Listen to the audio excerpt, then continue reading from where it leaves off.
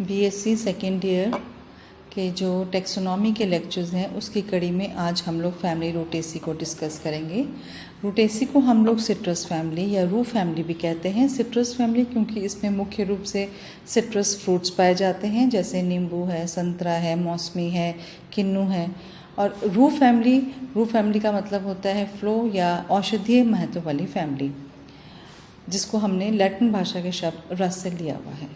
Bentham and Hooker की classification के according इसकी डिवीजन एंजियोस्पर्मी, क्लास डाइकोटिलिडोनी, सब क्लास पॉलीपेटेली, सीरीज डिस्कीफ्लोरी, ऑर्डर जुरानियल्स और फैमिली या कुल रूटेसी है।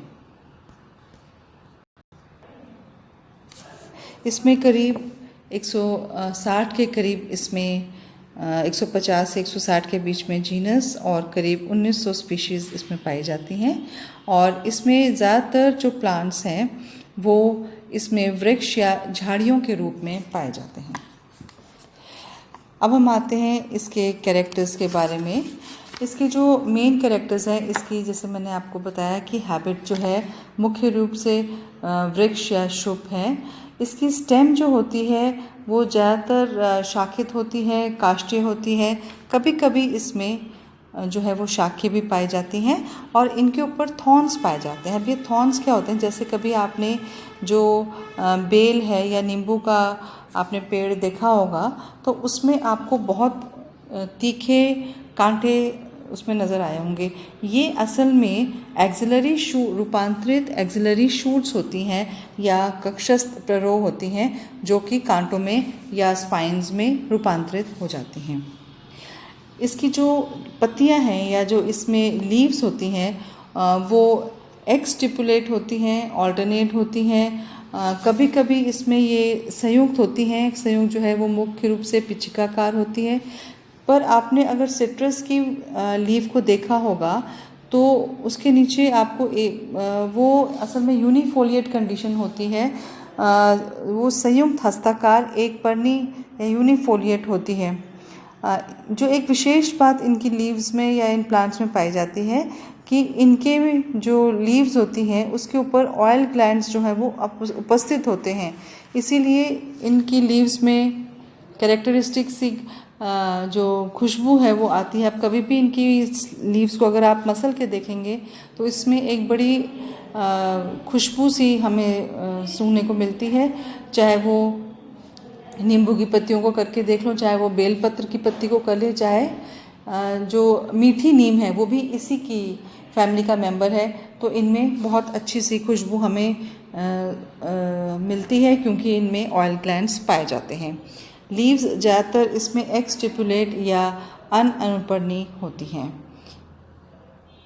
ये जो चित्र दिखाई दे रहा है इसमें आप देखिए ये लीव्स दिखाई दे रही हैं और इनके लीव्स को जब हम थोड़ा सा माइक्रोस्कोप में देखेंगे तो इसमें हमें डॉट से नज़र आते हैं, जो असल में ग्लैंड्स हैं, तेल ग्रंथियाँ हैं। इसका जो पुष्प क्रम है मुख्य रूप से इसमें साइमोस प्रकार का होता है। कभी कभी हमें रेसीम या सॉलिटरी भी मिल जाता है। इसके जो पुष्प होते हैं उसमें ब्रैक्ट्स और ब्रैक्टियोल्स दोनों पाए जाते हैं, मतलब सहपत्रिकी पाई जाती है। फ्लावर पेंटामरस होते हैं या टेट्रामरस होते हैं, मतलब पंचतई या चतुर्थई होते हैं मुख्य रूप से। और इसमें जो फ्लावर्स हैं वो एक्टिनोमॉर्फिक या इनमें त्रिज्य समिति पाई जाती है और जायंगाधार होते हैं फ्लावर। इसके जो सेपल्स की अगर हम लोग बात करें तो अगर तो फ्लावर पेंटामरस है तो सेपल्स की संख्या 5 होगी। अगर वो टेट्रामरस है तो जो सेपल्स की संख्या है वो 4 होती है।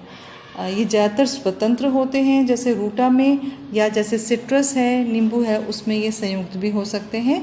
और इनका जो एस्टिवेशन है वो कोरछादी या कोरस्पर्शी, इम्ब्रिकेट या वेलवेट हमें देखने को मिलेगा। अगर हम लोग कोरोला की बात करें तो अगर फ्लावर पेंटामरस है तो इसमें पेटल्स की संख्या 5, अगर टेट्रामरस है तो पेटल्स की संख्या 4, कभी कभी 3 मिल जाती है।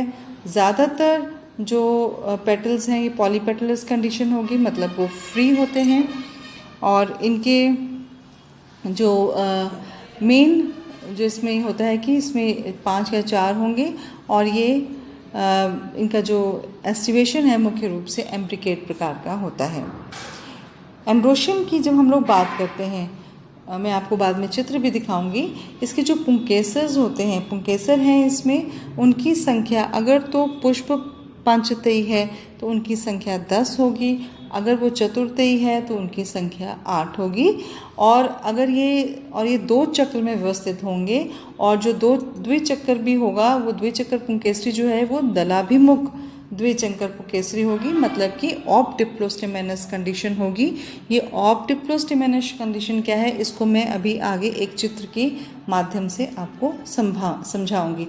और कुछ वंश ऐसे होते हैं जिसमें सिर्फ एक ही चक्र में पुंकेसर लगे हुए होते हैं, तो ऐसे में जो ये स्टेमन्स होते हैं वो दलाभिमुख होते हैं या एंटी सेपलस होते हैं। इसके अलावा सिट्रस में और ईगेल मार्मिलोस या बेलपत्र में असंख्य पुंकेसर पाए जाते हैं और वो बहुसंगी होते हैं, पॉलीएडल्फस होते हैं। तो ये मैं आपको अभी चित्र में दिखाऊंगी कि पॉलीएडल्फस कंडीशन क्या होती है।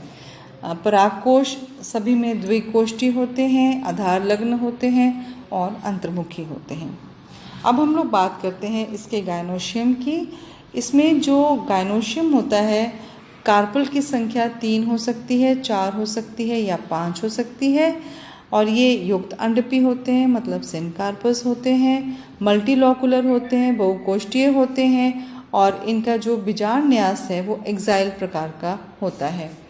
अंडाशय के एक और इसमें विशेष चीज़ होती है कि इसमें अंडाशय एक डिस्क के ऊपर व्यवस्थित होता है या चक्रिका के ऊपर व्यवस्थित होता है। अब मैं आपको कुछ डायग्राम्स के माध्यम से ये बातें समझाऊंगी। ये जो चित्र है इसमें हमें ऑफ डिप्लोस्टिमेनस कंडीशन दिखाई दे रही है। ऑफ डिप्लोस्टिमेनस कंडीशन में क्या होता है कि स्टेमन की संख्या जो है वो पेटल से दुगनी होगी, और द्विचक्र में या 2 चक्रों में स्टेमन्स व्यवस्थित होते हैं।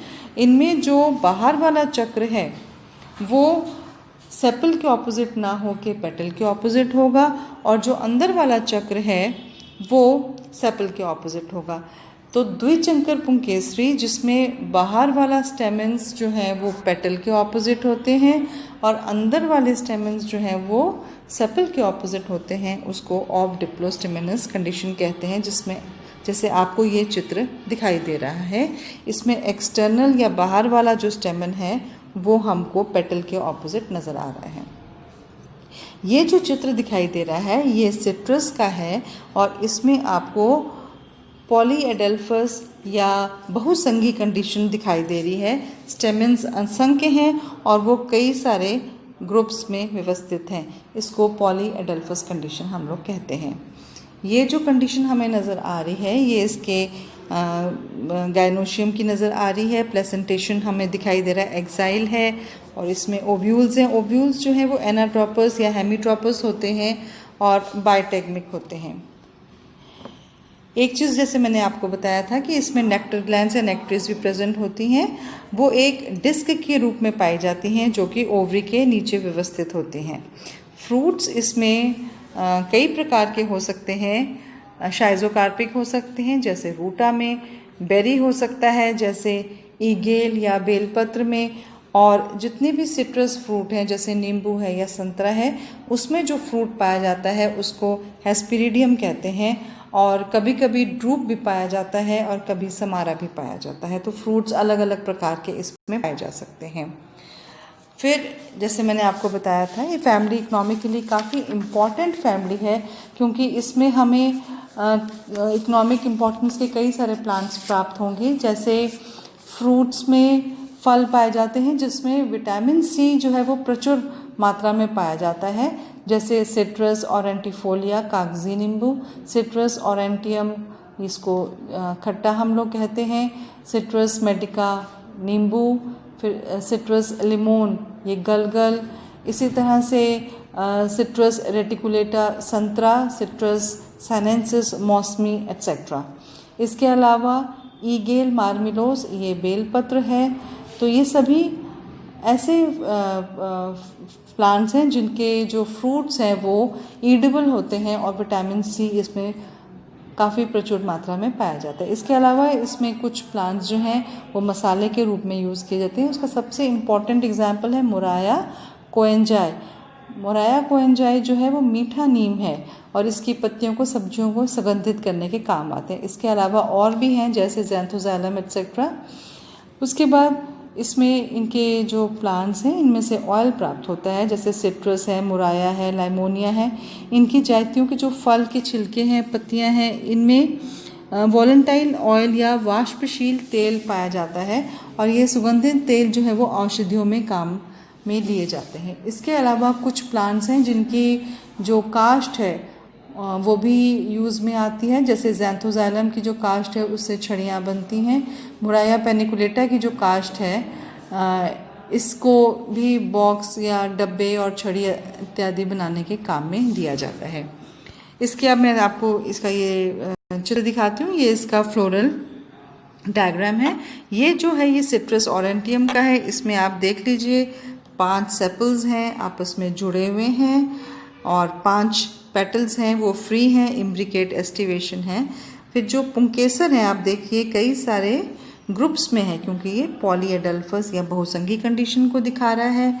और बीच में हमें जो इसकी ओवरी नज़र आ रही है ये मल्टीलोकुलर है, मल्टीकार्पिलरी है और इसमें एक्साइल प्लेसेंटेशन नज़र आ रही है। इसका जो फ्लोरल फॉर्मूला है वो आप देख लीजिए, एक्टिनोमॉर्फिक, बायसेक्सुअल, K5 या 4 हो सकते हैं, C5 या 4 हो सकते हैं।